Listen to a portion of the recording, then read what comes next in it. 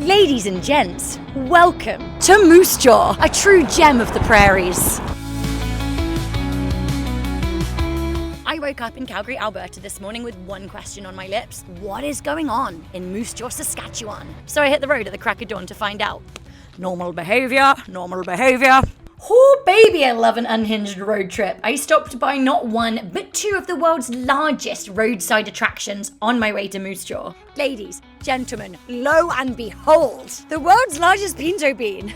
Yes. If you're driving from Calgary to Moose Jaw like me, why not break up the journey with a stop in Medicine Hat to visit the world's tallest teepee? Let's get some perspective on this. This Samu's teepee is 215 feet tall and 160 foot wide, and was built for the 1988 Calgary Winter Olympics to honor the Indigenous First Nations of Treaty 7. It was later moved to its permanent home in Medicine Hat on the site of a former buffalo camp. From there, it was just a 30-minute drive to the Saskatchewan border. What up, Saskatchewan? Tell me about your skies. I'd love to climb on this, I just don't think I can. By the time I got to Moose Jaw, it was dark, so I hit the gym for a hot second, and then I went to bed. If you're anything like me, you're probably chomping at the bit to get exploring Moose Jaw, and I hear you, me too. Before we get out there though, I just wanted to give a very special thank you to today's video sponsor, Choice Hotels Canada. Now I'm staying at one of their properties, the Comfort Inn and Suites in Moose Jaw, and this is allowing me to experience more of Moose Jaw in comfort. I'm right near the downtown core, which is perfect. I will give you a full room tour and property tour at the end of this video so you can see why it's a great choice if you decide to also explore Moose Jaw. So thank you for sponsoring this video and making our whimsical adventures possible. One of the unequivocal best things about staying at this hotel is the value, including the fact that the room rates include a buffet breakfast with hot and cold options. All right, let's check out breakfast. I've got an absolute breakfast of champions while I fuel up to learn about the tunnels of Moose Jaw. So excited.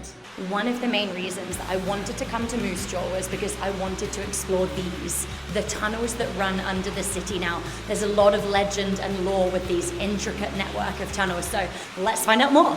The best place to learn about the tunnels is the Tunnels of Moose Jaw tour. Now, they've been running for 25 years. They've absolutely honed the craft of storytelling. I was wowed by all three tours that they do. I'm gonna give you a little bit of an insider sneak peek into them, but you should absolutely book on these tours when you're visiting Moose Jaw because you'll be blown away, if only for the sets and the actors and the storytelling.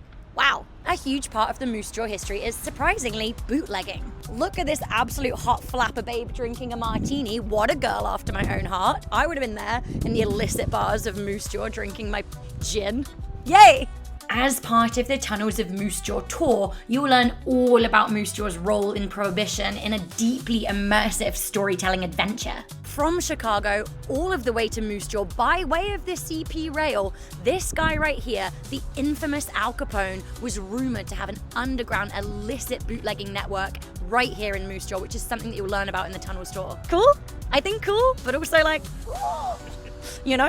The Tunnels of Moose Jaw actually have 3 different tours to choose from: the Chicago Connection, which we just explored, and Bunker 24. I absolutely love the Bunker 24 exploration tour of the Moose Jaw tunnels. It really gives you some insight into Canada's Cold War history, and look, I'm in a tunnel bunker.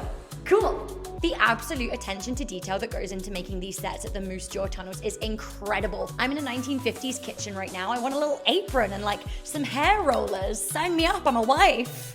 One of the incredible things about the set pieces is that they look like they're set pieces, but a lot of them are actual artifacts from history. For example, back in the Cold War, NATO had a base here in Moose Jaw. It's now called 15 Wing, and a lot of these pieces are on loan from them. So they would have been used in that era, which I think is so fantastic. It's like living history down here. They also have a really moving tour, The Passage of Fortune, which sheds light on the early Chinese immigration history of Canada. Many immigrants came over to build this CP rail and to start a new life in the emerging country, but found grueling working conditions like the laundry houses of Moose Jaw. Many of the Chinese immigrants actually lived and worked in the tunnels. There is so much train history in Moose Jaw. The CP rail came right on through and the old station is right behind me. I loved walking around the old historic town with beautiful original 1900s architecture. The May Wilson Theatre was my favorite. Unfortunately, there weren't any shows on while I was visiting, but I ogled it anyway.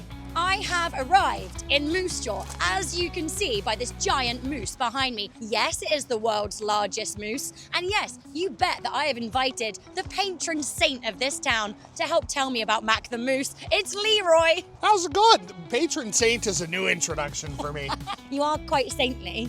I try. They do say don't meet your idols, but I've been following Leroy and Leroy and Leroy and Leroy and Leroy. I'm not sure how many Leroys there are. There's a big Leroy verse. There's a Mrs. Leroy and Leroy behind the camera and Leroy Jr. I think the whole town of Moose Jaw, either Mac the Moose or one of the many Leroys. So Leroy's going to tell us about this majestic beast right here. This is Mac the Moose. His full name, Mackenzie T. Moose.